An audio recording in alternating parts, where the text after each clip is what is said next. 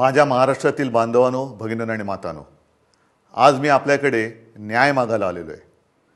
आणि हा न्याय व्यक्तिगत माझ्यासाठी नाही, तर आपल्यासाठी मागायला आलेलो आहे, लोकशाहीसाठी मागायला आलेलो आहे. गेल्या 2.5 वर्षापूर्वी आपल्या आशीर्वादाने जे आपलं सरकार चाललेलं होतं, ते सरकार कोणत्या पद्धतीने पाडण्यात आलं आणि कोणत्या पद्धतीने नवीन सरकार आपल्या माथ्यावरती आपल्या इच्छेच्या विरुद्ध बसवण्यात आलं, हे आपण सगळेजण भोगतो आहोत.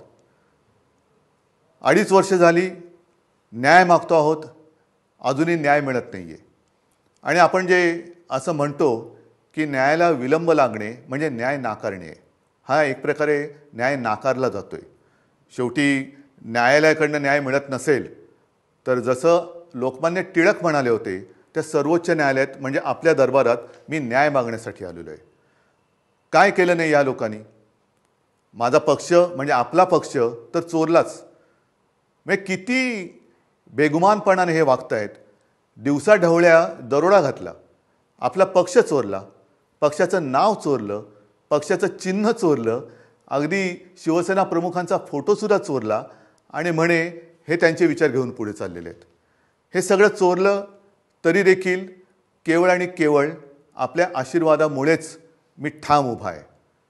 त्यांना जे काय वाटतंय की त्यांनी सगळं माझ्याकडनं चोरलं, कदाचित त्यांना ते चोरलं असं वाटत असेल, पण एक गोष्ट ते चोरू शकले नाही आणि चोरू शकत नाही, ते म्हणजे तुमचं प्रेम, तुमचा आशीर्वाद आणि तुमचा विश्वास. या एकाच गोष्टीवरती मी या बेबंदशाही विरुद्ध, होय बेबंदशाही विरुद्ध लोकशाहीची लढाई लढतोय. आणि त्याच्यासाठी मला तुमचे आशीर्वाद पाहिजे.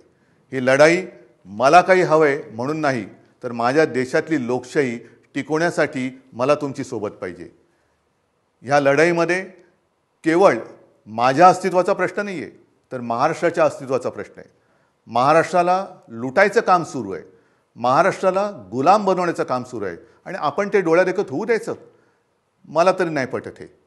आणि म्हणून उतरा, सगळ्यांनी सहकुटुंब उतरा. आपल्या कुटुंबात जेवढे मतदार आहेत त्या सर्वांनी उतरा आणि जिथे जिथे आपले उमेदवार उभे आहेत त्यांना भरघोस मत द्या. मग निशाणी कोणती? बरोबर आहे, मशाल.